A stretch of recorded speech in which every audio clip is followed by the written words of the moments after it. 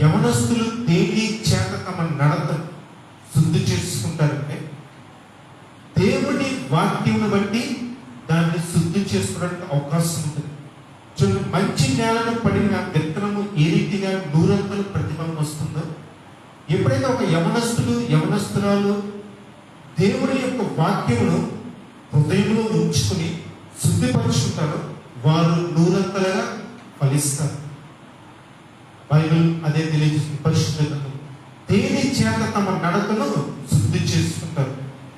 మనము నడిచే దారి చూడండి, పిల్లి కళ్ళు మూసుకుని పాలు తాగుతా ఎవరు చూడట్లేదు అనుకుంటుంది, కానీ చుట్టూ ప్రపంచం గమనిస్తుంటుంది. మనం అనుకుంటాం మనల్ని ఎవరు చూడట్లేదు, నన్ను ఎవరు చూడట్లేదు, నేను తల్లిదండ్రులకు దూరంగా